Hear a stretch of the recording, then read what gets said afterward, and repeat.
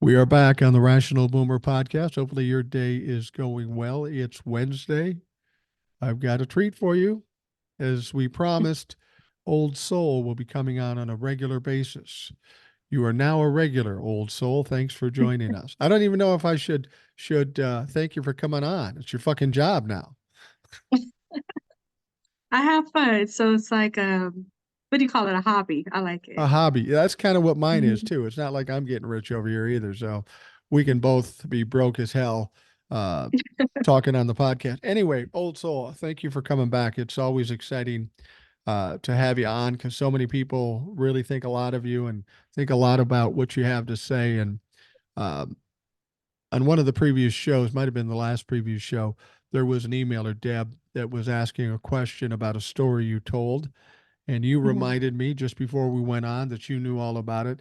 I got to tell you, Old Soul, I admire you because when I look at what we do on YouTube and you're answering people's questions and stuff, I'm going, Yeah. fuck, she's more efficient at this than me. I don't usually have the time to answer all these questions, but there's Old Soul right in the mix doing two paragraph answers. You're working overtime.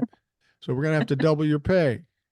Uh, but but go ahead, tell us about this the story you told last time you were on, and you can probably answer Deb's question. Yeah, and so she wanted to know a few things about Brittany that I guess maybe is not well known, but Just why don't you clarify who Brittany is again? Just remind the folks. um yeah, so she was the one who was turned away from the hospital twice.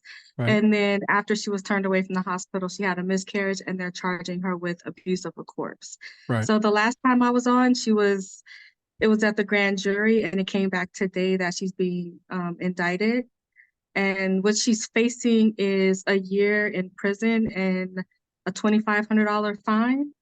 The I know, like I was seeing some people like look at the sentence as like, oh, it could have been worse. However, it's not easy to navigate in America, especially if you're a person of color with a felony on your record, regardless of what that felony is for. So I think that's the and then just looking at her on her press conferences and stuff, she's not, she doesn't look like she's holding up well. So I think the trauma of what happened to her, what she's facing, the backlash, the judgment, I'm pretty sure she feels targeted as well, and maybe some guilt thrown in there. It's taking a toll on her, but hopefully she'll be okay though. Well, she's definitely Um, targeted. She's definitely targeted. I mean, here's a woman. Um, Besides whether or how long she spends in jail or trying to get a job after the fact, this woman shouldn't even be on trial. She shouldn't be indicted. She didn't do anything. She sought help, was refused help, and then when she couldn't do anything else but what she did, now she's being crucified for it. I mean, that therein lies the big problem with this country. Uh, we're supposed to be protecting people, and now they're persecuting people. It's fucking outrageous. yeah, and then I believe that Deb was she was asking like in Ohio, didn't they pass the laws? But even though they passed the laws, there's still, I don't know how to say it, kind of like little loopholes that they can use. Right. So even though they can't charge her with the abortion, they can charge her with the abuse of corpse. And the way that they're saying that she did that is because when she called the police and they got there, the fetus was stuck in the toilet. So she can't prove that she didn't try to flush the toilet. And so that was the reason for them doing the charges with her. Oh, so she had this baby in the toilet because it was a weird situation and the baby was dead. Um, Yeah. so just by virtue of it being in the toilet, this this judicial system is suggesting, well, she probably tried to flush it. She never owned up to that. She never said that she did that. They're just assuming No. she must have. Well, Mhm. if you're on trial and in court, don't they have to kind of prove that? Isn't the burden on their ass, not on her ass? Yeah, it is, but that's what they're going with. And then I also found out in Ohio they have a loophole where it's called like the viability that they have, which is right at 22 weeks. Right. And she was 22 weeks. So she was inside of that bubble. So that's why they could go after her, I guess. And then also after the grand jury, it came out that she went to the hospital a third time. But the third time she went to the hospital, she was waiting for hours in the waiting area, and they weren't helping her. So after a few hours, they didn't say how many hours, but she was there for a long time. She ended up getting up and leaving and going home. And they're saying that while she was sitting there waiting all of those hours, the doctors and the higher ups and whoever makes those decisions at the hospital, they were trying to figure out if they could help her or not. We don't know what their decision was because when they came out to say whatever to her, at that point she had already went home. Well, I think that's the important thing to understand is these times she was turned away by the doctors or made to wait for hours and hours. It wasn't Yeah, necessarily the incompetence of the physicians or the right. medical facility. It was by virtue of the confusion of the laws and not knowing what they could and couldn't do. So here Right. again, it's our government that's putting a woman through this and running these doctors in circles. They don't know if they can treat a woman who they need to treat because she's in danger, but if they do, they might go to jail. That's where the Right. problem lies in this whole situation. Once again, the government fucking gums it up and makes it a problem for everybody, and they do just the opposite of what they're supposed to do, and they're harming people instead of helping people.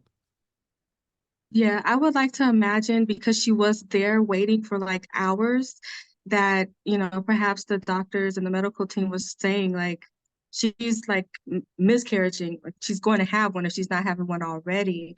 And the reason that maybe it was taking so long is because maybe there was someone or multiple people behind the scenes really trying to push to help her and they just couldn't. And then you have to keep in mind too that this is a community hospital, so you can't risk having legislators who don't want to give you any kind of like government funds and different things like that for your hospital.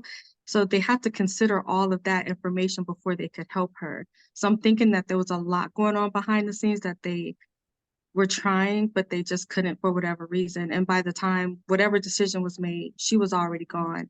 But the hospital didn't give any more details than that because of her, personal information. Do you know how long it was after she left the doctor's office for the last time to the time she had the The last time, miscarriage? the last time she left the hospital, I don't think it was too long after that that Okay. she ended up miscarriaging. So I think that would work in her favor. In addition to that, when she initially went to the hospital, she went for help. So it's not like she was going for an abortion. Like they didn't discover this at Planned Parenthood or something. You know what I Right, mean? right, right. So I don't know what her politics are, but the fact that she was going to the hospital wanting help, it doesn't seem like she was wanting an abortion. It just seems like, unfortunately, this was something that happened to her that she had no control over. What do you think would have happened? How would have played out had she miscarried while she was at the hospital? I mean, that would have changed a lot of things. Certainly, there wasn't be a problem with the question of mishandling a corpse because medical professionals would have been there.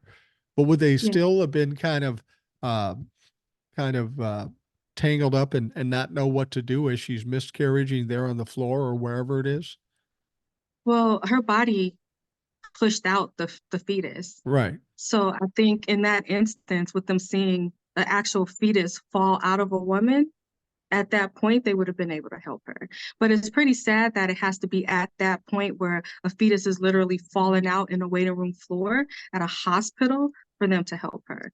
But to be honest with you, that's the only thing that would have probably allowed for them to help her because she was at that 22 week window. So this woman is going to stand trial basically Mhm. because of a fucking technicality. Yeah, I mean, pretty much. I And mean, it's ridiculous. yeah, and I think that as sad as her situation is, and then as sad as the Cox situation is in Texas, it is making people more aware because I saw on CBS a panel that was discussing Brittany, and they were saying that the exceptions that they have are not exceptions. So everything that I've been saying and people in my position who see this all the time, like they were on CBS and also just like mainstream media actually discussing the exceptions now. And so it's kind of like with those two cases combined, her being poor, her being Black, and then on the opposite end of that, you have like just a regular suburban white woman and they're both being targeted, it's kind of letting people know no matter what part of the spectrum you're on, you're not safe. So it's kind of letting people know you can't feel comfortable because it could be you or your daughter or your sister or your wife. It could literally be anybody because they're not really being selective other than the fact that you're a woman. Right. Well, the amazing thing is that um, if these were women who were promiscuous and getting pregnant all the time and having abortion after abortion, I understand the distaste for that. But these are Mhm. women that are in situations that they could not control. They got Right, pregnant, something went wrong, and the government is looking at it black and white. No abortions under any circumstance. Even if they do say exceptions, we know that those exceptions mean nothing. The right. problem I have with Th- it is these women, citizens, perfectly law-abiding citizens, are being persecuted and punished for something they can't even fucking control. Right. And I think that's the point, if you want to look at it that way. Um, it's just as much as it's bringing awareness to people that you're not safe, anybody could be targeted. It's kind of like, I think that's the point of it. Basically, it's the people who are writing these laws and supporting these laws, they're making examples out of women from all sides, no matter your class, your race, anything. They're making examples out of you so that you know not to play with them. You Right. know what I mean? So Uh, that's the point, is to make sure that because I was thinking about this the last time, like, why did they go after Cox? But they need to make an example out of suburban white women too, to let them know just because you're not poor and you're not a minority, we're not going to tolerate you having an abortion either. So they had to target her so that that particular group of women didn't feel safe having abortions either. You know what I mean? So yeah. they had to pick somebody from kind of like each different group to set an example so that they do have those fear in women and let them know what they're capable of and what they're willing to do and how far they're willing to take it. And the crazy part of this is even though they're doing this, they know that 75% of the people in this country support Roe v. Wade. So this doesn't Mhm. help them in any elections. They're trying to make it's like, okay, the general public doesn't agree with us, but we're going to shove it down your throat as long as we can shove it down your throat. We're going to tell you what's best for you. We don't care what you want here. This is what we're going to do. Problem with that is it's counterintuitive. They're going to get kicked out of office. If you've got 75% of the people and you're going against them, common sense tells you you're not going to get reelected and they're going to be out the door. So are they just trying to make a point before they're gone? That's the only thing I could possibly think of. I don't think that they're trying to make a point before they're gone. I think they're trying to make a point because they don't think they're going anywhere. I think that a lot of these people in these positions, they feel comfortable. They feel comfortable that they are gerrymandered. They feel comfortable with the ideas that they put into their voters' heads. They really do feel like, okay, I'm here, I'm not going anywhere, especially if they're in like a heavily red district, they feel comfortable that they're not going to go anywhere. So when you feel that comfortable, you can do whatever you want because who's going to check you? Well, then clearly they're delusional because even people in red states support Mhm. Roe v. Wade. It's not just Democrats against Republicans. It's a lot of Republicans that don't agree with them, as is proved in Ohio and Arkansas and some of these other Missouri, these other Right. places that are hardcore red states. Uh, and now they're just trying to keep the abortion issue off the state ballots because they know they're going to lose. It's got to have clicked in their heads at this point, but they're just too stubborn and they won't back off of it, even though they know it's ultimately going to kill them electorally. Well, maybe not. If you look at Paxton in Texas, he, through his position, he was able to kick so many people, like make their their votes invalid during the last election. And a lot of people say that's the only reason that Trump ended up winning. Right, But he did that because you know that they changed those laws to accommodate COVID. And so right. he was saying because they changed the laws, these votes are not valid. So he was so close to that power position with Trump, I really do feel Paxton feels like he's untouchable. And when they tried to hold him accountable recently, that didn't work because all these people owe favors to Trump, etc. He did the same thing with Stacey Abrams. 500,000 people kicked off of the voter rolls. So he knows that people owe him favors and he could just do whatever it is that he wants to do. He doesn't feel that fear. He doesn't feel he's not going to be reelected. He's not afraid at all. So all of these deals and favors that is going on behind closed doors, it's emboldening them to do what it is that they're doing. So you and I think, oh, you're not going to get voted in if you keep this up. And they're feeling like, oh, watch me. Yeah, you're probably right about that.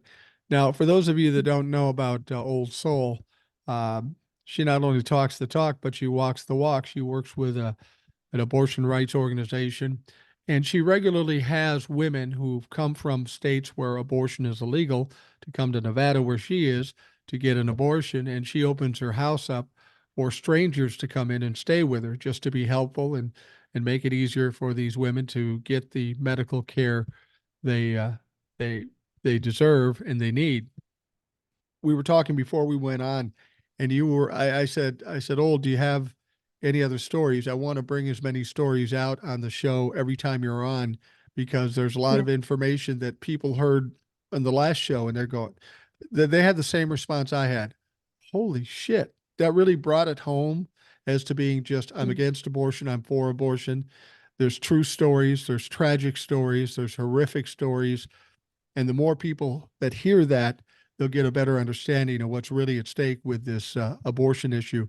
But you were talking about some things that you learned recently from a woman who was staying with you. Yeah, I had no idea. Part of like my encouraging little talk that I give some of the women here is, like let's just deal with the situation right now, and then we'll deal with everything else as it comes. Sometimes, depending if they get the help that they need in time or not, it could jeopardize future fertility.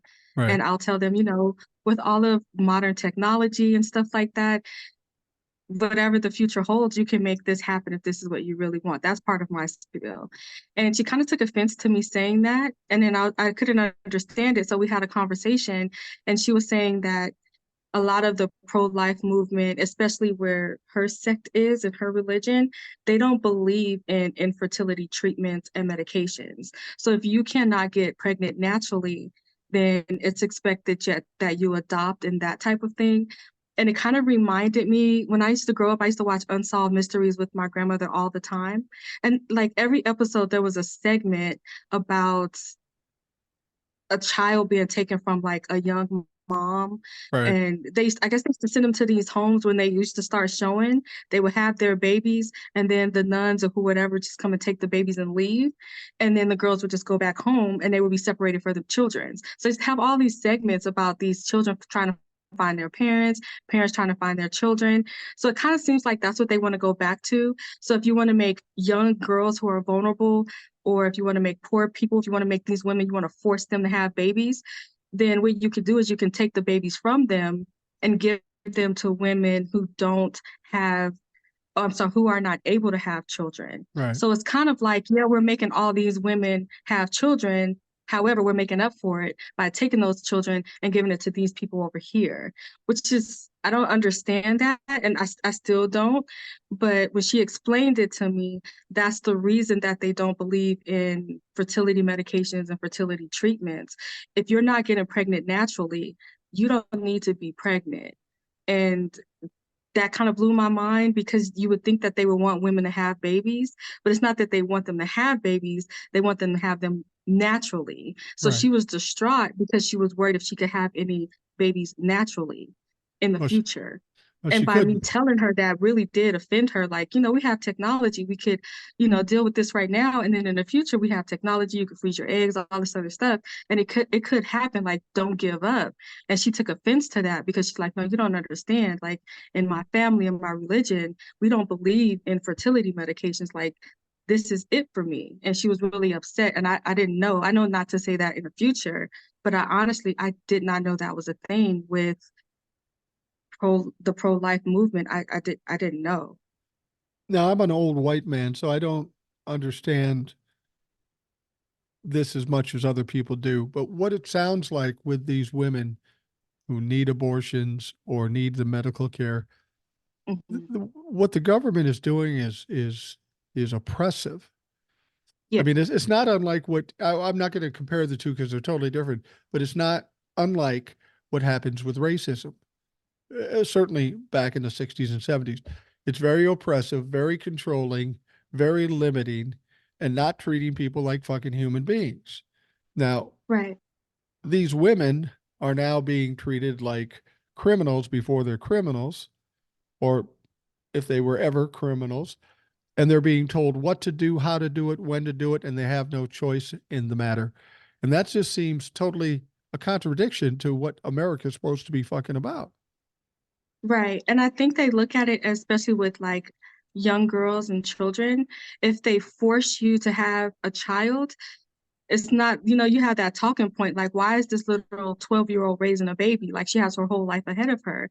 But if they're saying, well, she can give the baby up for adoption, and if they push that adoption issue on them, then it makes it okay for them not to have exceptions. It makes it okay for them to force girls and children to have babies, because you could just give the babies away and you'll be fine. You can go on being a kid.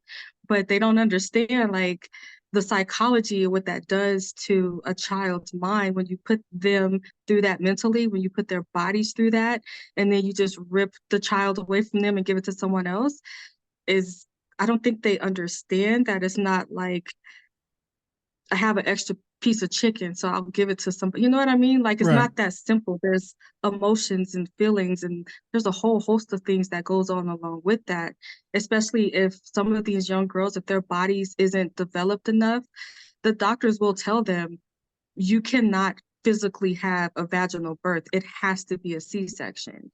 So if it just depends on how developed their body is, if they can handle that or not. Like, there was a reason why a lot of young girls died in childbirth at a certain period in history, and they're not doing that now because they're not supposed to do that. It's Right. it's weird. It's very weird, but that's what they don't believe in fertility either. So that threw me off. I didn't know, but I learned, and moving forward, that's definitely not going to be a talking point.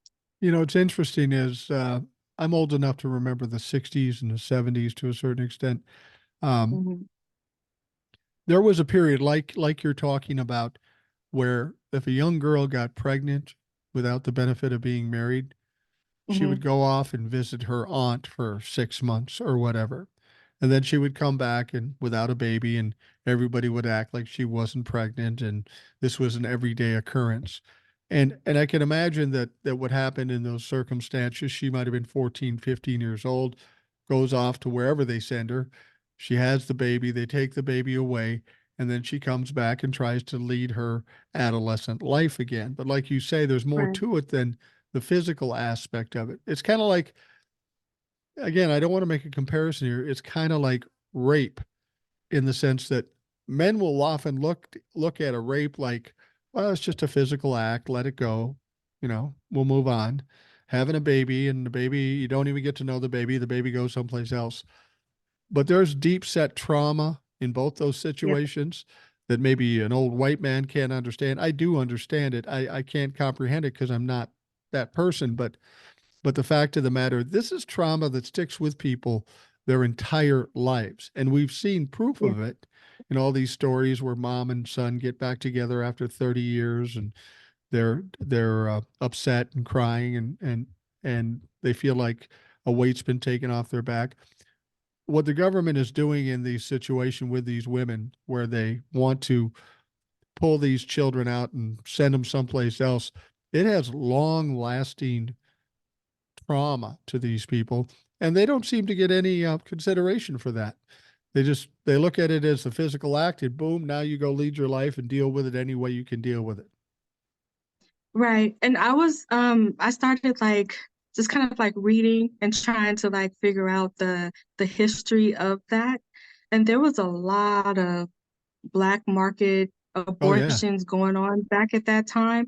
And I was reading about this one heifer woman, Georgia Tan, and I believe that I believe that's who Joan Crawford got her Right. babies from. Was they Right. were Georgia Tan babies, right? And she was like, not feeding these babies. When the babies got to like a certain age, they would like starve to death, and they was like burying the children in the backyard because there was like the black market adoptions at that time. It's kind of like going to the mall and picking out an outfit. She would like dress these children up and like bring them out, or she would dress the little babies up and bring them out in their strollers and stuff. And the people with money and stuff, they would come in and they would just look at these children and they would just pick one. Oh, I want one with brown hair. I want one with blonde hair. I want one. And then sometimes if they didn't have the type of baby that she didn't have that type of baby, she would go and find a young girl who had that type of Wow. baby. And if her family wasn't willing to sell that baby or give that baby away, she would just wait around and just kidnap the baby, like catch somebody slipping and then just take their child. So you open up so much to black market adoptions when you start doing stuff like this. It's a slippery slope that we clawed our way out of, and it's like they want to put us back into that. I couldn't even imagine what adoption agencies would look like these days if you allowed for that to take hold in this country. It's when I was reading that stuff, it was dark. It was like a couple times I had to just like put it away and stop reading it Yeah. because it was just horrible. And these women, they had no idea, or these girls, what happened to their babies or their children. They were assuming that they were adopted and going to good homes, but it was a lot of stuff going on behind the scenes with that. Black market adoption was crazy. I think you're right about that. I think it happened a lot. I remember hearing a story. There's a pro wrestler, Ric Flair. Everybody knows who he is. Yeah. And he's almost exactly my age, and he grew up in Minnesota. I didn't know him at all. He might be a little older than I am. Um, but he tells the story too that, he grew up with a nice family in Minnesota and all that. Everything went fine. But he later found out that he was basically a black market baby that was bought or sold and bought Yeah. to his current family. And he has no complaints about his current family. He lucked out.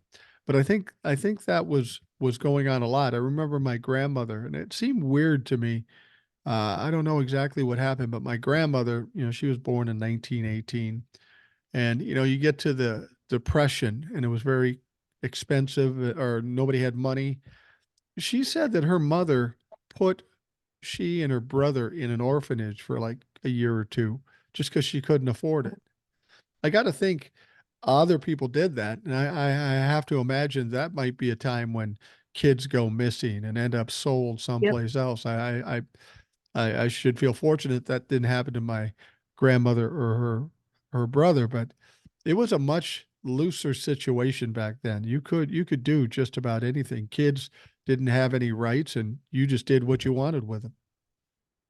Yeah, there's a reason that, people don't sometimes think of laws just to sit around and think of laws. Most Right. of the time, there's a tragedy or there's different things that are uncovered, and we find out this is happening, and you want to put barriers in place to prevent as less of that is happening as possible. Yeah. So when you look at the adoption industry that we have now, there's a reason why you have to jump through so many hoops in order to become an adoptive parent. And it's just because of that black market. But trying to go back to that, to me, I can't wrap my mind around it. You never know who's going to get the children, especially if you're loosening background checks and that type of thing, because you don't want to bog down the system, because then it's going to give the libtards a talking point. Like, oh, Right. you have all these children in the system. You don't want to use welfare. You don't want to do this and you want to do that. You're making these people have all these babies. Now what? So they don't want to give us that talking point. So loosening regulations is another way to get those kids in and out of the system. That way you don't give us that talking point, to heck with what the kid is going to have to go through. So just don't give us that talking point. So And it's and pretty crazy. that's a big problem I have with the Republicans. It's all about perception with them. How do they look good? Mhm. Whether it's beneficial to the country or the people in the country, whether it's helpful or hurtful, that doesn't really matter. Just so it looks Right. good. And that's the only strategy the Republicans have. And I think that comes into play with this abortion issue. They've stood by it for so many years. They count on the evangelicals as their base. But the bottom line is there isn't enough voters that support their point of view to win elections. I know that they maybe believe they can do it. I just honestly believe when November of 2024 happens here, um, and there is a blue wave, I'm convinced of that just based on everything I've seen. When there is a blue wave, do you think that changes things up? I mean, do they decide, okay, this abortion thing isn't working for us, we're going to back off of it, or do you think they'll just stick with it no matter what? I think they'll stick with it. I just don't think they'll be as outspoken. I think when they quiet down and they stop talking about the issue, they're in the background still with their mission, but they're trying to figure out how to tweak it and make it more palatable for the American people. So even though we may not hear about it and we may not see them taking action on that issue, believe that they're behind closed doors and they're trying to figure out a way that they can let us believe that that's what's best for us. The same way as of right now, they thought that they had all of the Republican women and men on board with pro-choice, Right. no exceptions or whatever it is. They thought that. But I think that they will learn from this. They will see our reaction from this. I mean, if it's a blowout and a blue wave, if they don't have that, they have no motivation to try and make it better. Right. But I do think if it's a blowout, it'll be them stepping back, seeing what they did wrong, trying to tweak it, and then make it resurge just in a different way. I think this resurgence was all about states' rights. Yeah. We're going to put it back to the states. It's going to be the states' rights. But the only thing with them is it's never enough. So enough people were, I guess they were kind of like sleeping on it. They wasn't taking it as seriously as it was because it's like, well, I can't, if I can't do this here, I can just, drive wherever and do it. They wasn't expecting for them, okay, now we need a national ban. They wasn't expecting for when people felt comfortable with the exceptions, they wasn't expecting that the exceptions didn't mean anything. So now that they're hip to the exceptions, they're hip to them wanting to do a national ban, they're going to have to try to figure something else out at that point. And I think that's what they'll be doing behind the scenes. What it can be, I don't know. I just don't put anything past them. What interested me is something you just said, because I heard some Republicans talking about this, or somebody talking about Republicans that were talking about this. And Mhm. some of them are starting to realize the negativity, um, and the loss of votes because of this abortion issue. And they will just Yeah. come out and say, well, you're not presenting it properly. Like you say, Yeah. you got to make it sound better.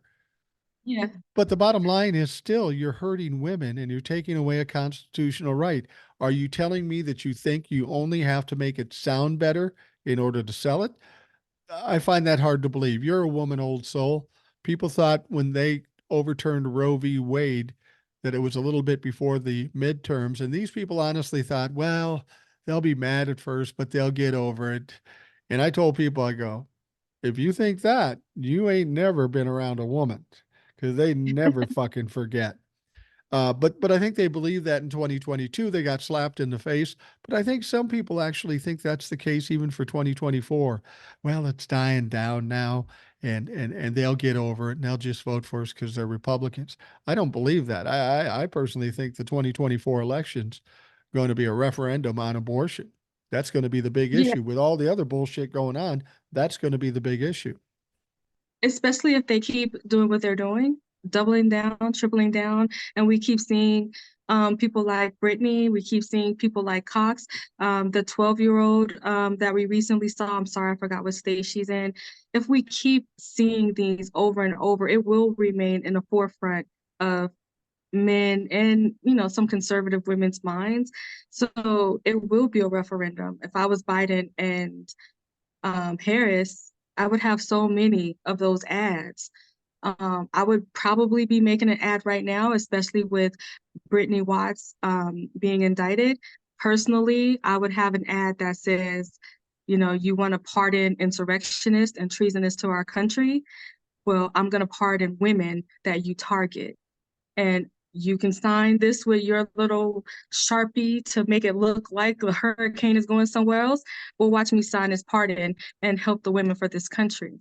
That's the ad that I will be running right now in order to keep that out there because it's all about messaging. You have to have a little flair, you know. So I would do it honestly with with my aviator jacket and my glasses on and dark Brandon. This is what I'm doing for the women of this country. And I think he would earn a lot of respect if he did that. However, I'm not a politician, so I don't know why the people behind the scenes hasn't come up with that. But Well, that's just me. I tell you what, old soul, this is why I have you on. I don't get those epiphany moments very often, and I'm usually not surprised about different angles on things because I'm weird and I think of every angle. But every time I have you on, you come on and you tell me something, I go, "Fuck yeah, that's a good idea. That is actually a brilliant idea."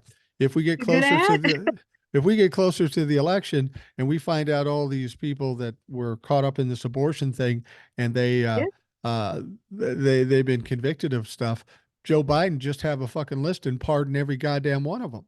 That would be brilliant. absolutely.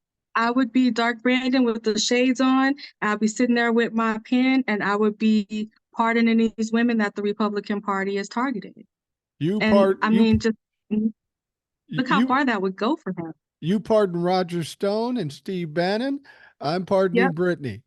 Yeah, that would be I, fucking I, I brilliant. would, yeah, I would do that. I would have the insurrectionists, the crimes that they're committing, and this is what they are trying to pardon versus who I'm pardoning over here. That's my angle with it, but I don't know what goes into making ads and stuff like that. It's just an average person seeing what I'm seeing on a daily basis and seeing what's going on with these women. That's where my mind goes to when I think about the 2024 election. Put them in the spotlight. And not only that, but their stories need to be heard so people are aware. But also, if you want people to turn out, that is one way to get people to turn out. Well, that's the weird thing about this is that you would think the Republicans would know this, but they're making these showcases every time they do this. They're taking pride in being draconian and oppressing these women. And all it's doing is hurting them. It's bringing the abortion. What's weird is if you sit down with a politician and start talking to them about the abortion issue, they don't want to talk about Mhm. that shit. They want to embrace it. They want to do it. They don't want to talk about it. So now here you've got somebody like Paxton or somebody else around the country making this a showcase, which is doing the opposite from benefiting the Republicans. Eh, they're either incompetent, inept, or stupid, or just fucking crazy because none of it makes sense. It doesn't. And I kind of feel like I think I would be just like a little bit more savvy on that. Like while reporters are chasing down Ted Cruz, hey, what do you think about Cox in Texas? And asking all these questions. And he's just like, oh, just call my office. He can get in his car and leave. Personally, I would just be like, oh, so what do you feel about, Hunter Biden's speech that he just made or whatever? Or I heard something about your podcast since he loves talking about that. As soon as he turns around to answer that podcast issue, I'm asking the real question because you're not in a hurry at this point. You can make time to answer this question, but you can't make time to answer this one. That's a whole other ad. But when you have the media not doing their job, it's hard to like tie them down to a statement because they're allowed to just dodge questions and run off and this and that. I would just be just as tricky as they are when it comes to asking questions because they won't answer it if you ask them straight up and in an honest way. You kind of have to push them into a corner and make them answer it.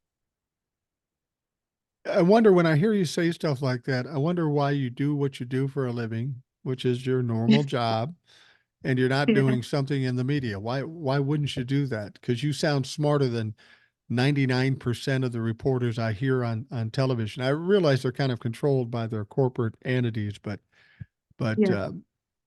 I've often said that too. There are questions that should be asked, that could be asked, that could illustrate what's really going on, but the media just refuses to do it. And I would love, you know, it's one thing if somebody sat down with me, they're expecting Yeah. some kind of aggression or some kind of attack from me just by virtue of what they talk. I would love to see somebody sit across from you being lulled into this sense of security because you have this soft, as they say, bedroom voice, and then have you nail the fuck out of them. That would be hilarious. I think with my grandmother would have ATT, not the phone, just ATT. Um, ask, tell, take action. So I'm going to ask you, I'm going to tell you, and then I'm going to take action. And this part, taking action, is pushing them into the corner and making them answer those questions. You know what I mean? So you got your first two chances. I asked you, I told you, I need you to answer this question. And when you don't, okay, so my action is going to be, how do I make you Yeah. answer Yeah. this question? But that's kind of like an old school thing. I don't think that really applies to journalism or whatever, but I think that's kind of like how I approach when it comes to like, you know, trying to have a meaningful conversation with someone or getting an answer that I want for that person. I do that at work all the time too. Just it works on adults just like it did on children, but Right. you know, Well, it does apply to journalism. The problem here is we have very little journalism in this country anymore. Even MSNBC. I mm, can't say there might be some journalists on there that are good that I like, but for the most part, yeah, as a general rule, the normal rules of journalism aren't being followed. It's more tabloid no, it's not. and almost all media that you Hmm. watch. It's ridiculous. Well, I'm going to take a quick break. And we're going to come back and we're going to talk about the big news from yesterday, the Colorado All decision. right. I know you're itching to talk about that, but I always want to talk about the abortion issue because it's important. It's pivotal in the election in 2024, and people need to know what's really going on as opposed to just the superficial shit that we hear all the time. It's far more important. It's far more upsetting, and we need to know. So we'll take a quick break, and we'll be right back. Absolutely.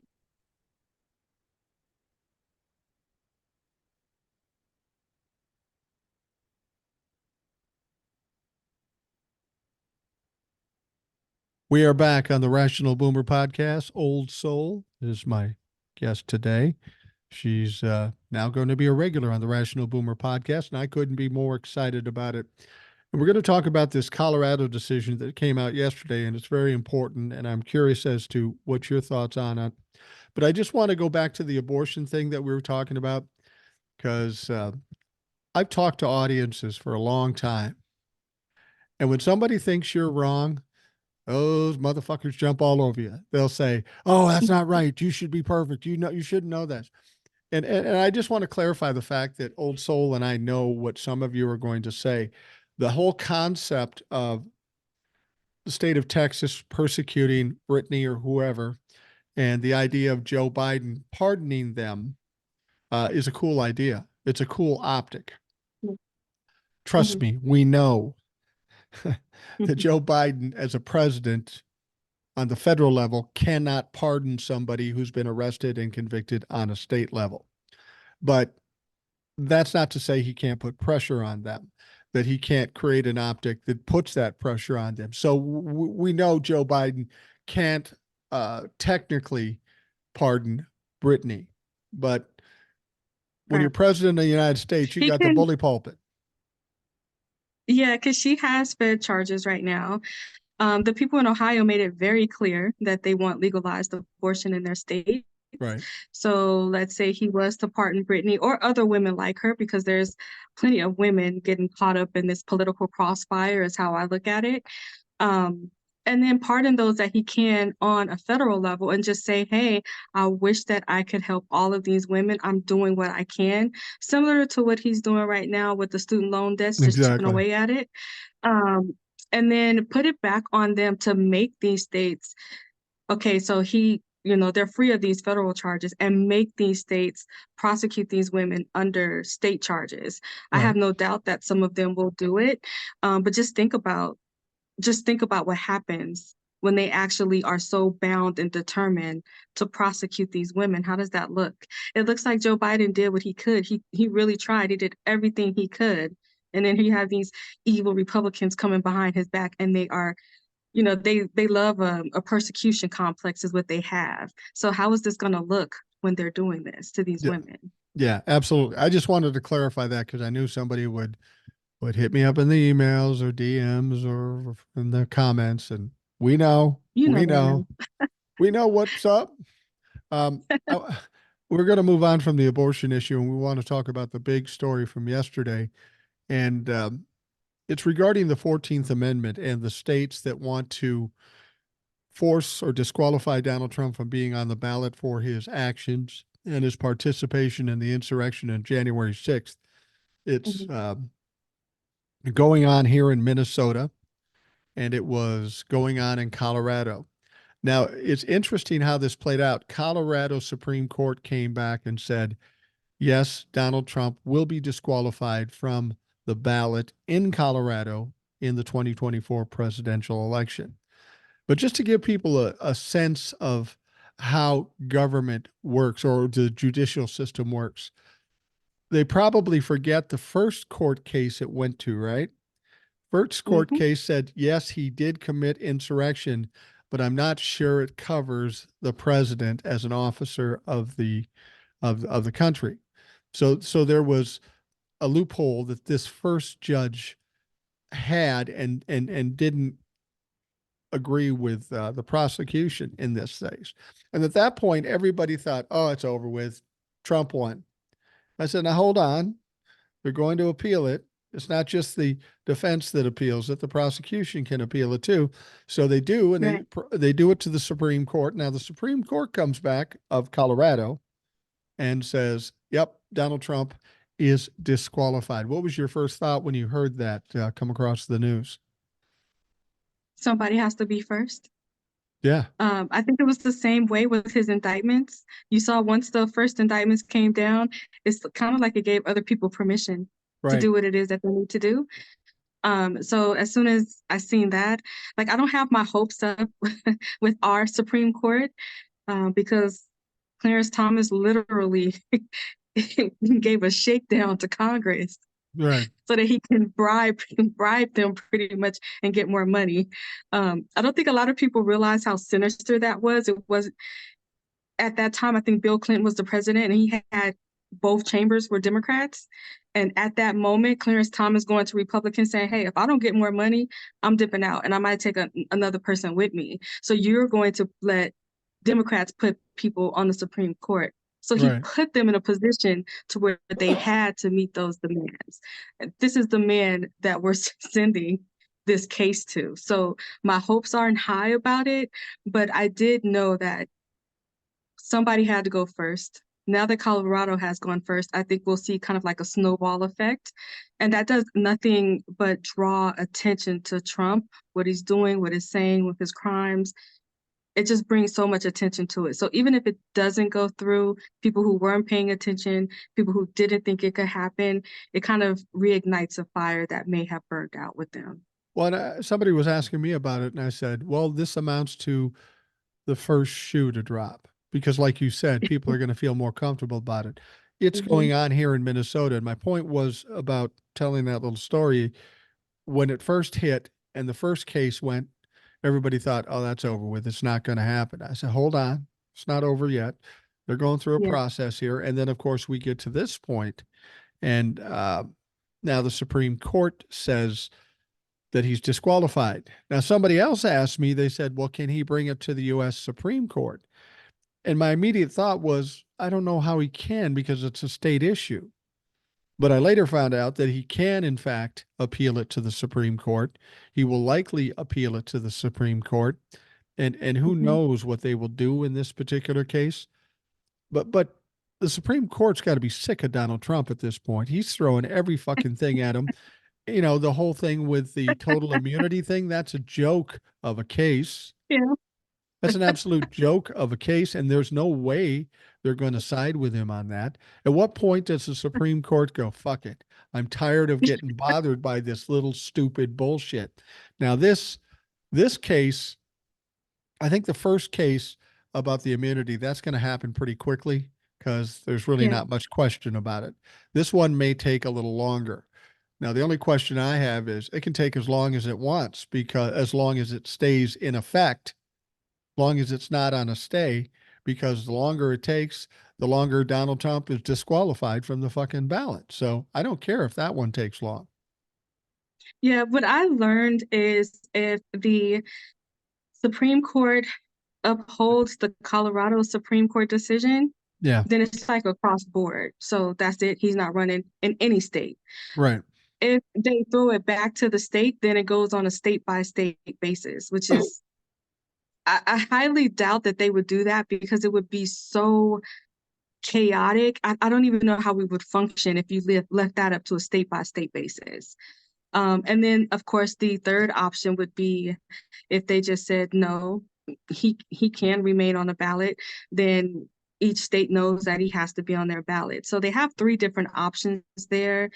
Personally, I feel they're going to go with the third option and say, yeah, he can be on the ballot, and then just squash it so the other states, don't have to send it up to them anymore. I think they're going to take it up. I think that's what their decision is going to be, just because I don't trust them to make any other decision. If they make another decision, when you think about it, the only other decision that they have to make is to say he's disqualified and then he's off with the ballot for all states. I don't see in any world that they live it up to a state by state basis. I just don't see them doing that. Well, that's an interesting thing. It opens up an interesting option too for the Supreme Court. Like you say, Mhm. the first two options are interesting and unlikely to go that way because they're so dramatic either way. Either Yeah. you go Mhm. state by state and it's chaotic. I mean, it's absolutely chaotic. Or they say, yeah, this is okay. And now Donald Trump is essentially out of the election because he can't Yeah. go anywhere, which would be the preference for all of us. That would be justice as far as many of us are concerned. And it's a matter of whether the Supreme Court is willing to do something like that. But at the same time, Donald Trump has gone from being a force for the Republican Party to a liability. I mean, Mhm. the Supreme Court can see where this is going. Donald Yeah. Trump is not going to survive this. So, what does it hurt them to just blow him out of the water and end this thing for him? That I may be don't the know. most Maybe functional where thing for them to do. where are Democratic billionaires at? I mean, Yeah, I no, like, don't Clarence Thomas have like a summer home or something he been eyeing? Like, I know that's not how you're supposed to do it, but it's kind of like, yeah, no what can shit. we just want them to make a decision for us. I just really do think that they're just gonna say, for come up whatever weird justification it is that they have. If Donald Trump doesn't meet the 13th Amendment, I can promise you nobody does, nobody ever will. That's just written on a piece of paper for that particular time period. We can't use it going forward Right, because he is the definition of why it's there. right. Um, I still don't think, I think they'll justify leaving him on the ballots and we'll just have to show up and show out like we planned on doing. Yeah, and I think that's the important thing. There was a lot of people that really had their fingers crossed and were concerned about this 14th Amendment issue.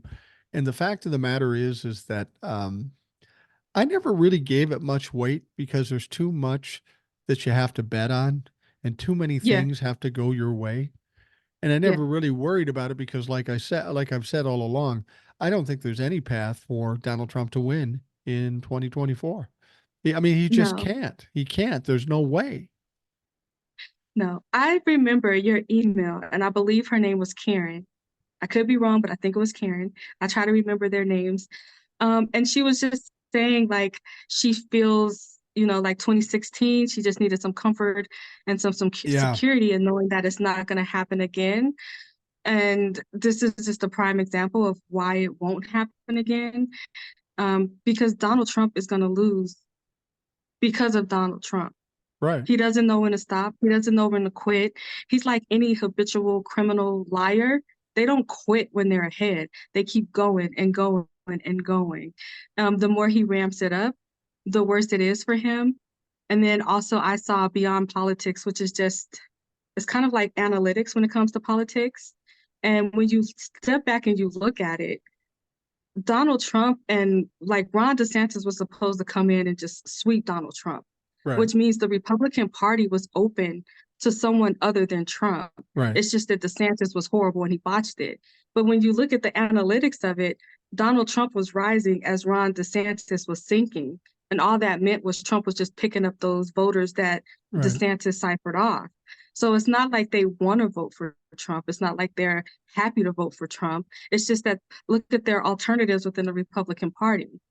On top of that, people may not like Biden, they may not want to vote for Biden, but they're going to show up and vote against Trump. So they're not voting for Biden, they're voting against Trump. And I think that's what the Republican Party is missing is the I'm not voting for Trump. I'm not voting for Biden. I'm voting against Trump. And I think that's what we have to remember also. Well, and the thing about it is in 2020, that's exactly what happened. Joe Biden got Hmm. more votes for president than any president in history. That wasn't because Joe Yeah, Biden was such a great candidate. It was because right. they were so scared of Donald Trump. And Mm. for people to come to me and say, "Well, 2016, it could happen again in 2024." No, it can't, because in 2016 we didn't know what we know now. We took a crap Right. shot. It was a crapshoot with Donald Trump because we were tired of the establishment uh, government politics. And Hillary Mhm. Clinton was the epitome of establishment politics. So they said, "Fuck, we're tired of that. Let's vote for Donald Trump. We'll take a chance on him. We'll take a flyer on Donald Trump." Well, there's been a lot that has passed since 2016 to 2024. We can't go back to 2016. People are more Right. frightened in 2020, and they're even worse now. So that's why I don't see there's any way that he could possibly win. And then you throw in the fact of what you pointed out is that every day Donald Trump fucks it up for himself more and more, and it's going to get worse Yeah. over the next year. Yeah, and if there's one thing that, and I'm not like for the establishment, most Americans aren't, but if there's one thing that Donald Trump and MAGA has shown us, and comparing and contrasting that to Biden, we may not be for the establishment, but we are for competency. Yeah, yeah, Especially when you look at these committee hearings and that type of thing, and it's like you're wasting your time on this, and we may not have a budget. These people may be out of a job. What's going to happen to our military, and what happens to national security, that type of stuff. So you don't have to be pro-establishment, but you do want competency. When it comes to leading your country. And so I think a lot of people are drawing that difference between established, just because you are competent, it doesn't mean that you have to be the establishment. So I think that a lot of people they don't want incompetent leadership in there. So automatically that X's Trump off of the list. He's not competent in anything. yeah. And a lot of these I call them maggots, That's what they are. MAGA Republicans You're not the only one that running calls them amok. maggots. Yeah, I think they've shown us that we need competent leaders. We need people who knows what they're doing, they know what they're talking about, and we also need people that's pro us. They're not even pro union. Right. So just by nature, them being themselves give me confidence that they won't be reelected, especially Trump. Yeah, yeah, Do you see his absolutely. last speech that he gave? Well, I was going to ask you. Well, let's talk about that speech in a minute. You're talking about Iowa, I think, right? Anyway, Was it Iowa? yeah, I think it was Iowa. Anyway, we'll talk about that in a second, but I just want to ask you a question. Right after that came out from Colorado, what do you think the Mhm. first thing that came out of the Trump camp was? We find out that Colorado is taking him off the ballot. What do you think the first thing that came out of the Trump camp was? I didn't see it, but I could just imagine it's rigged. They are Trump haters. They were appointed by Democrats. The same old, same old. That's everything that he said about Judge Engoron, he's saying about the Supreme Court in Colorado. That no, he didn't say that. The first thing that came out was a picture of Donald Trump saying, and this is what it said. It said, Colorado has taken Donald Trump off the ballot. Chip in to help. He was fucking, he was fundraising off that fucking thing within minutes after this happening. Who is still who is still, first of all, going on Trump website, anything. I don't care what it's for. Defense Fund, Save America PAC, this NFTs. I don't care. Anything that has Trump's name to it. Why are you putting your credit card on that website? That's just weird. But like, And how did I don't get that point. and how do these Trump fucks have any money left? I mean, they weren't probably rich in the fucking first place, other than the rich donors, but they're exiting Donald Trump right now too. I mean, he's counting on the little people to send him money, and they've been sending him money for 5, 6 years. They can't I'm be. not giving a billionaire a penny. I don't think so. I don't get it, but when you're in a cult, that's what you do, I guess. Maybe ask grandma for extra $20 in your stocking this year. I don't know. I don't know where they're getting their money from. I don't know why they're giving it to him. I don't know why they're putting their credit card information on there. I don't know why they want a copy of a suit from him. I don't know any of this stuff. I don't, I'm surprised that fundraising didn't cross my mind. No, but then after So that, sad. He's taking advantage of these people. He really is, and I should not be laughing at it because I'm pretty sure they're vulnerable. Whatever their situation is, they don't deserve to be taken advantage of. But I didn't even think that he would be fundraising off of this, and I thought he'd just be having a fit. immediately, well, he did have a fit after that. Now, and he's really pushing it. And I got to think somebody's got to do something about this. He's ranting and raving about the Biden criminal family and how they're doing this, and he's Yeah. basically threatening Joe Biden. He's saying, "You better Hmm. stop this because there'll be retribution when I come back. When I come back in office, I'm going to remember this, and you better stop this before it's too late." Now, that's not the first time he said that, and that is a Hmm. very ominous threat. You better Well, they're stop kind of before low. it's too late. They're low key threatening the Supreme Court also. I don't know if you've seen Alina Habba. She's been, we're counting on the Supreme Court to step in and stop this thing. And I seen her over the weekend at that Turning Point weird thing that Right, they do. right. And she was on stage and she was saying stuff like, well, when I'm in the White House, this is gonna happen and that's gonna happen. So they're sending shots to the Supreme Court already, like you need to rule our way. They're not being slick about it. I was on the Supreme Court, I'd be like, oh yeah, bet. Send me that ruling. You know what I mean? But I don't think that they're gonna do that. But they're threatening Biden, the Supreme Court, and subliminals. Yeah. Um, we're all pretty much just under siege right now, just watching it play out. Well, it's funny. I'm noticing a change in the Trumplefucks. For most of the time I've been on TikTok, I've never had Trumplefucks well, I've had Trumplefucks make comments to me, but Yeah. I've been very meticulous about blocking every Trumplefuck that comes on my page, every one of them, because I know that every time I have them on there, I would have more followers, but I would probably risk my platform because they'll get mad, and somebody on the comments would argue with them, and they get mad and butthurt, and then they take your video down. And I try to avoid that, and I've been pretty lucky with that. But recently, I've been a little more aggressive about some of the things I've said on TikTok, and I'm getting the Trumplefucks coming, man. They're one one guy one guy came and started screaming or writing racial epithets, the N word and stuff. Mhm. I'm an old fucking white guy. That's supposed to hurt my feelings? Fuck. One I learned how to deal with these people too. One guy came into a DM of mine and said, I was basically talking about these guys making threats and stuff, and I stole an old Bernie Mac line that I love. Bernie Mhm. Mac was waiting to go on stage, and the comic uh, before him was just dying. He was just bombing horribly, and the Mhm. crowd was bad. And Bernie Mac, the first thing he did when he got on stage, he looked around. He goes, "I ain't scared of you, motherfuckers." And that's what I said to the Trumplefucks. But I had one guy send me a note, and he said, "I'm about your age. What would you do if I walked up to you at a casino?" And I'm thinking,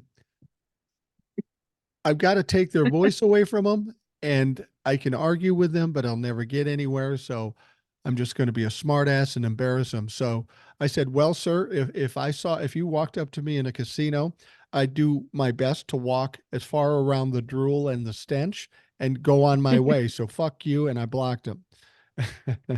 Another guy. I'd probably call a porter. Like, excuse me, security, can you get a porter? We got some trash over here. Yeah, no shit. One guy said to me, he said, "Well, all right then, why don't you have the immigrants live in your house?" And I said, "Well, fair enough. Why don't you have the insurrectionists come and shit and piss in your house?" And I said, "Fuck you," and blocked him. And people. my son said that's kind of cowardly. I go, no, no, no, no, no, no. This is the best way to get them because they want to engage and they want to create chaos and they want to argue and yell and scream. If I embarrass them and cut them off and they can do nothing more, there's nothing Right. worse that could happen to them. They fucking hate that. They're stewing in their own shit right now, and I'm happy to be responsible for letting them do that. But my point They're is desperate. they are desperate. I'm getting more and more coming to me, and people, my wife will say, I mean, they'll say horrible things to me, and other people like me, and my wife will say, she'll kind of console me. Oh, don't worry about it. I go, I don't worry about this stuff. I love this motherfucking shit. I said, like I said in the TikTok, I said, pissing dumb fucks off is my business, and business is good because because because I really don't care what they think. I in the comments, I always get people who say very, very nice things. I love you. You this and that. And other people say, I fucking hate you. And I think the key to dealing with what's in your comments is don't take any of it too much to heart, because you're Yeah. just on the internet. You're not real to them. You're just somebody saying what they want to hear or what they don't want to hear. So I don't take any of it to heart. I got a lot of it in radio too. People hate you, people love you. Who the fuck cares? You just do what you do, and hopefully you do things for more people that agree with you as opposed to more people that disagree with you. But they do seem to be a little more inflamed because I haven't seen this many Trumplefucks on my TikTok page in since the beginning when I started blocking them. And that tells me, like you I say, think they're I frantic. think they've been, yeah, they've been there, because it's like, what they say, for every rat you see, there's 50 that you don't see. Yeah, So they've been there. I think they've been just kind of laying dormant. But when they are in a position to where they can read the room, they know what's going on. And I think right now they're desperate, so they're just lashing out. So now you're seeing all these rats coming out of the walls or wherever it is that they're coming from. So I think they've always been there. They just kind of just been, hate watching, but now they're hate watching and hate commenting, which is that's bizarre to me. If I don't like your video, I'm not watching, and you won't catch me dead leaving a comment and giving you any kind of engagement. But, I think that when you're frantic and when you're desperate, you know, you are impulsive. And I think that them being impulsive is just a sign of, how desperate they are and frantic they are. And I think like a lot of the threats and comments and stuff that I see is so far over the top. And I really do think they can't contain themselves. right. But that's what's dangerous about what um, the right wing and the Republican politicians are doing right now is they are feeding that beast. It's Right. already out of control and they're feeding it even more. And I think that, you're just kind of seeing a reflection of that, unfortunately. But I do think that's what's going on. Well, it makes me feel like I'm accomplishing something, and if I'm pissing them off that much, and I'm grateful for that opportunity. And I block them not because I'm worried about me engaging with them, but Hmm. I love my peers on TikTok and YouTube and such. But when they come and say something bad about me, to me, I'm just laughing about it. It doesn't hurt my feelings.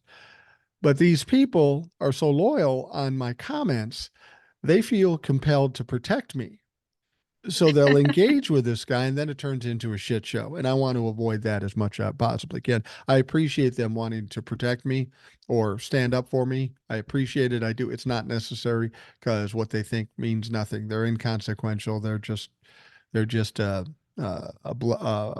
fever blister. That's all they fucking are, and it'll go away eventually. But don't you think what really concerns me more isn't these Trumplafucks because they're, like I say, inconsequential. But when Hmm. things start to fall like they are, like this lawsuit in New York is going to come to an end. Colorado says they're going to take them off the ballot. Yeah. Georgia, the shit going on down there, the people flipping on Donald Trump. This has really got to be building a fire into Donald Trump. And you might think that we've seen the worst out of Donald Trump. And I'm afraid that's not the case. He's out there now, but it's going to get worse before it gets better because he's going to have so much falling in his lap, and he's going to look like going to feel like he's got nowhere to turn. I'm really concerned about what level he's going to raise this to because it's already pretty high, and Yeah. I don't think he's all the way there yet. I think that he'll raise it as far as he is allowed to, especially like as long as the Republican Party is willing to excuse his behavior and not hold him accountable, he is going to go up and up and up and up. I don't see a roof for him.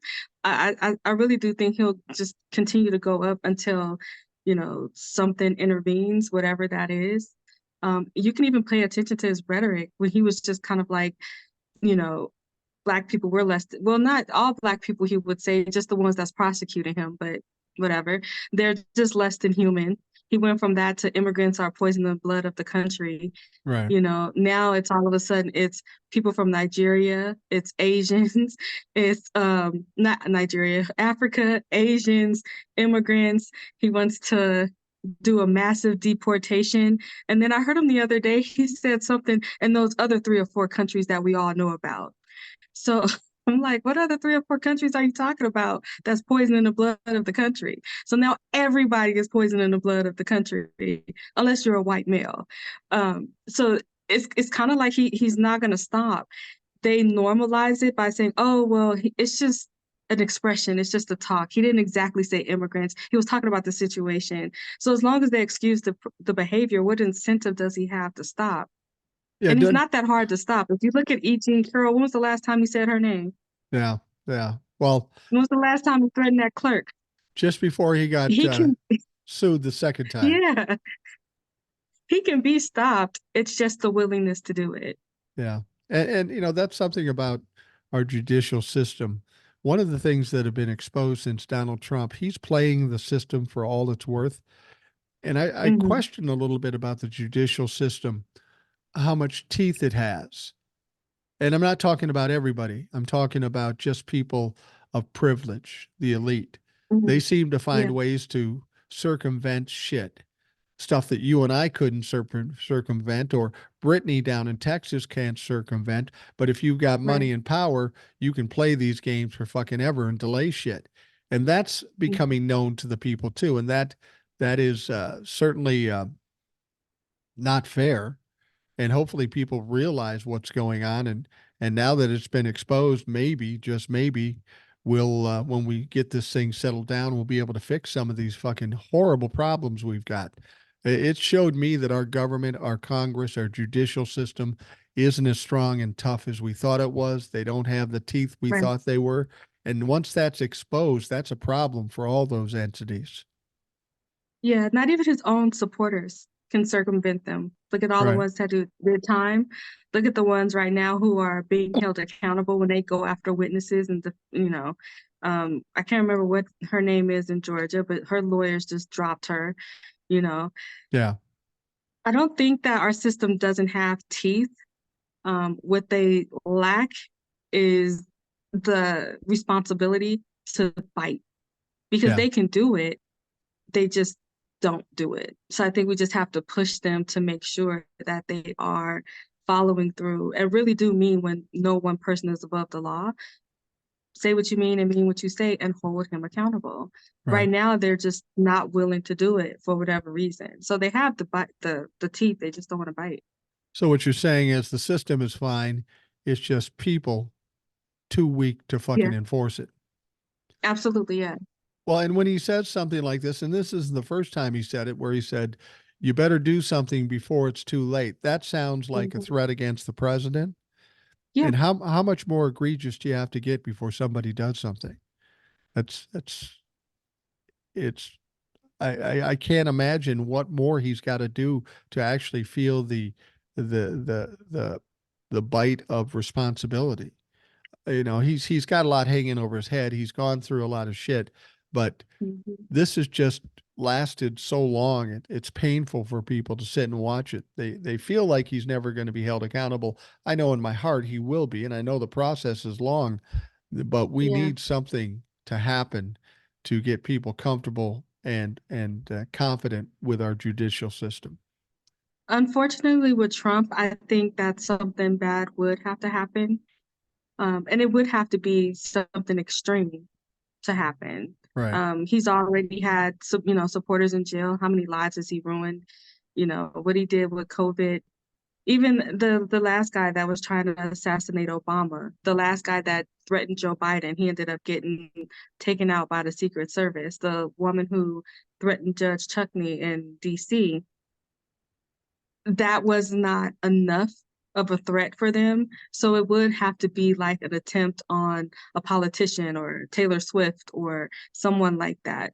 Us regular people, like it's kind of like, okay, yeah, you could get hurt, but it needs to be an elite person that's actually hurt. And it has to be honestly someone, and I don't want to say important because that's not the word, somebody held to a higher standard than even Nancy Pelosi's husband, because he just jokes about that at this point. Right. So it would have to be like Kamala Harris. It would have to be, maybe Obama or Biden or, someone of that caliber with an actual attempt where either they're not with us any longer or they were like seconds away from not being with us any longer. I think that's the only thing that will stop him if the system is not willing to check him. And right now, it doesn't seem like they're willing to do that. And the thing about it is when when you listen to what you just said, if this had been said 10 years ago, 12 years Mhm. ago, they would have said, that's fucking crazy. That would never happen. But now here we sit all these years later, and that's where we are.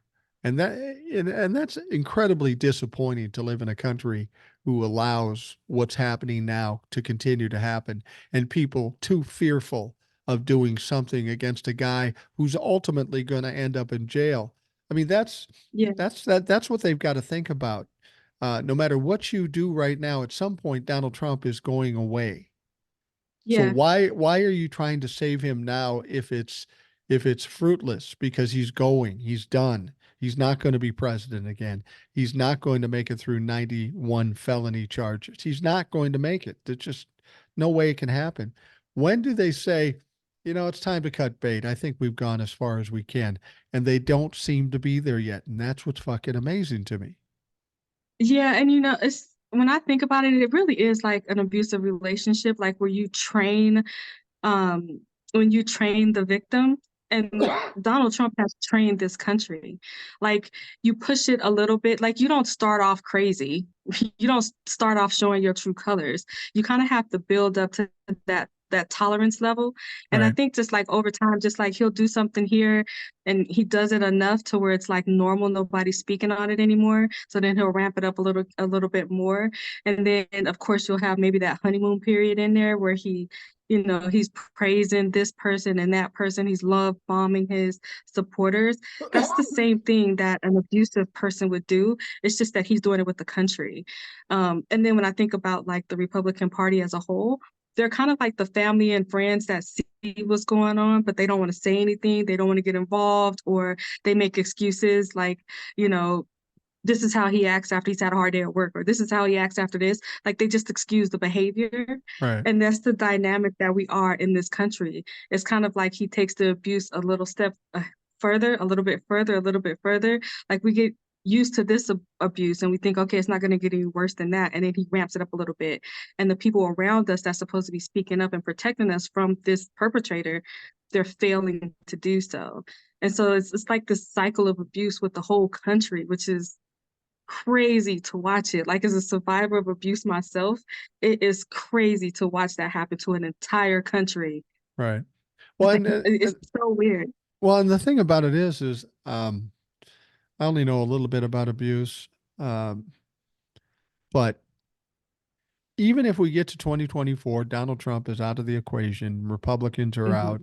and everything is back to normal. We are a country that is essentially abuse family members, and there's certain PTSD or something that goes in. Hmm. Even when Donald Trump is gone, there's going to be a time period for us to try to get back to normal as a country.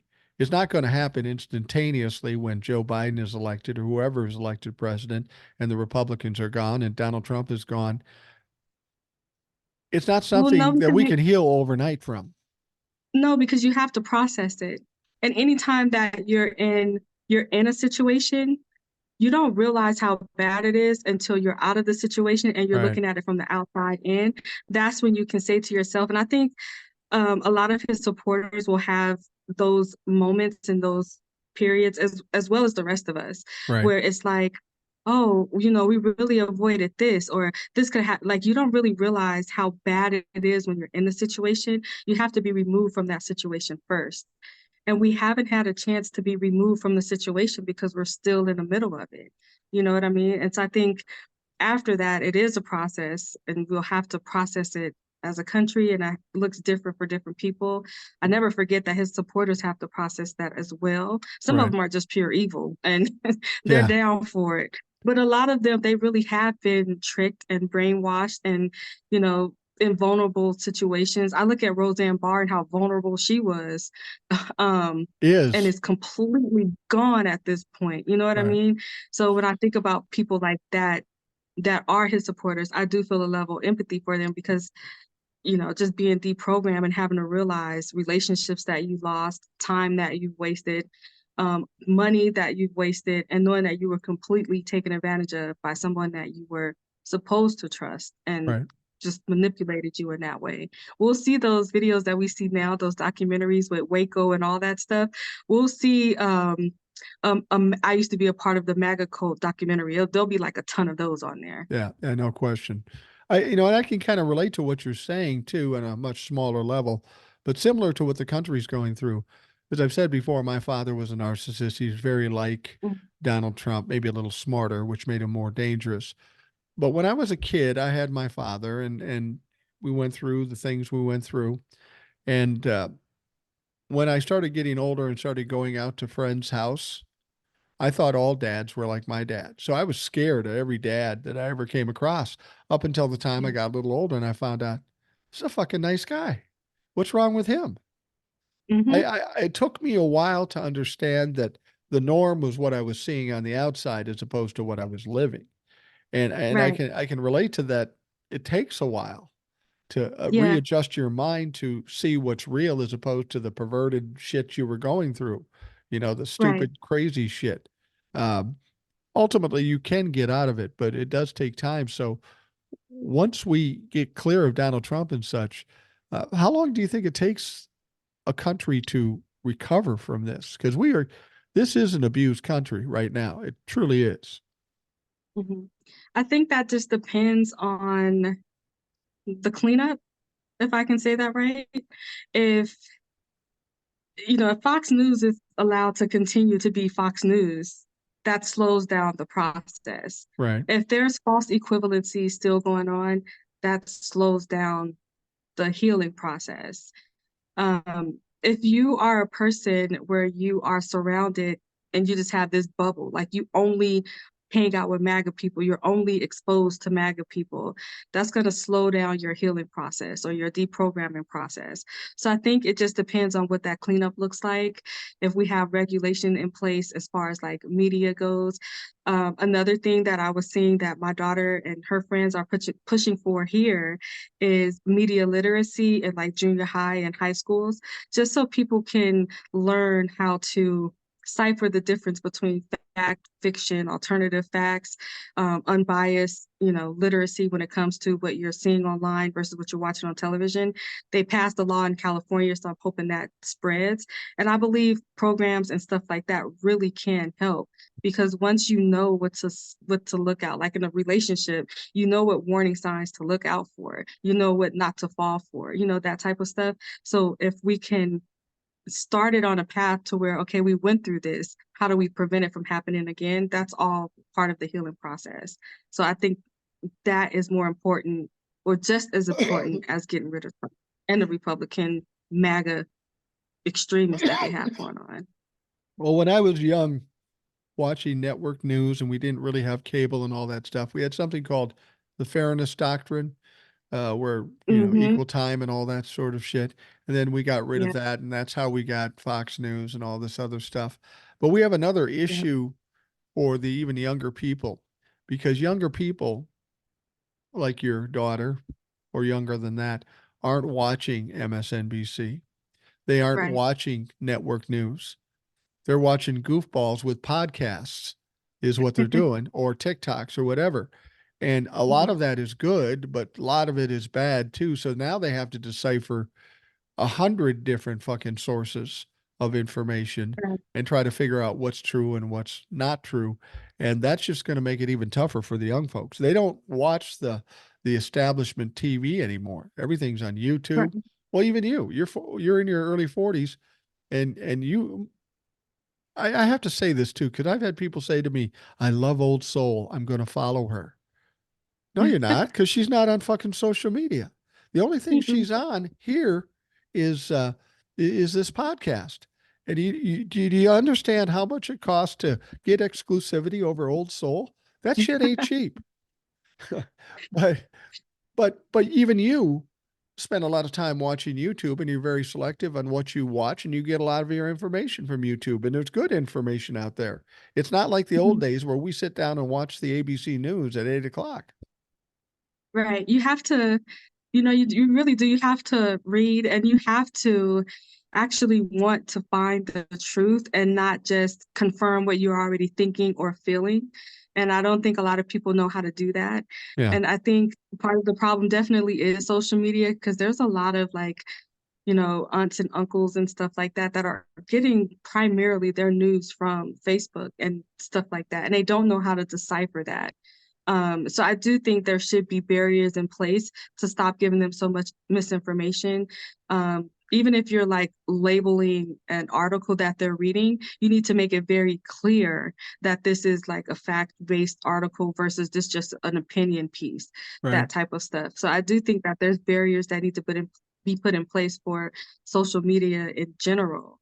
And that will be part of the healing process. And I think that in and of itself is going to be a barrier because Republicans, they don't want us educating ourselves. They don't want us to know better. They don't want their supporters to know the truth. They thrive off of being able to trick them and just flat out lie to them and them not knowing any better. You did a video earlier about the Keystone Pipeline.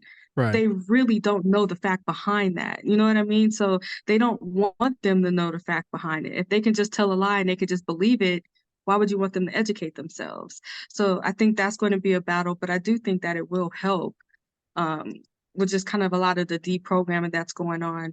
And I'm not right. even talking about us. I'm just primarily talking about MAGA, and because some of them they just don't know any better. And I don't know how to be angry with unintentional ignorance versus somebody who is just hateful and evil. There's a Yeah. difference there. Well, you're more compassionate than I. And I'm thankful as I look at you on the show, and I know you're 20 plus years younger than me. I'm thankful for that because we need more people with common sense, some compassion, logic, and they're sometimes few and far between. So I can, when I'm on my deathbed, I can say to myself, at least they got Old Soul. At least they've got Old Soul. Well, Old Soul, we're going to wrap things up for the Rational Boomer podcast. I want to thank you for coming back and spending some time. People Do love it you when you're on the show. Yeah. you had what's his name, Howard, that you had on the other day? Yep. Yep. Yesterday, I think. And the book that he was talking about? Yeah. Yeah. Yeah. I'm familiar with that book, and partly because I don't know if anybody listening is kind of like the indoctrination that they're doing with the children, but PragerU, correct? I do. If PragerU, they're using that in Florida to teach that, like, that's a Florida curriculum now where there were Wow. benefits to slavery. But if anybody listening, if they didn't want to pay for that book and what he was talking about, they could just look up PragerU on YouTube. You can watch the PragerU videos in addition to there's like some audio readings of some of the PragerU stuff just in case anyone had any questions about that. And it'll kind of let them know without having to pay for it, just kind of like where their mind is as far as indoctrinating children. I have forgot that, but I just remembered it. So Wow. just I, want re- to let them to I, just expand on what Howard was saying. I remember Dennis Prager in my younger days when I worked in radio. He did a Mhm. network talk show, I think, on right wing type radio, but then right wing radio was a little different. It wasn't quite as crazy as it is now, but he was even a little goofy back then. Um, Yeah. but that book, I've got somebody sending some other books to me too, I guess. Um, and there's a It's lot of this in doctors. disturbing. It is disturbing. It's very disturbing. If I ever catch my granddaughter with a book like that, I'm going to find out who gave it to her. And shit's going to go down. You're going to see a 63-year-old man throw down. Do not fuck with my You're gonna see a grandkids. 63-year-old man, and then you're gonna see me like, why is that black woman with him? Like, no, we're not going to do that over here. I got you. or, or or I'll call in my 6'3", 230 son who's never been in a fight in his life. So he's no good to me in that regard. But uh, old, thank you for coming in, and I'm glad you're coming back on a regular basis. Yeah. You make the show that much better, and I appreciate it immensely.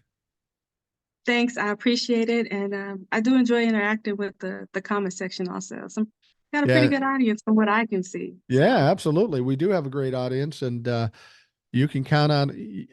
You know me. You know me. You know I'm a lazy fuck.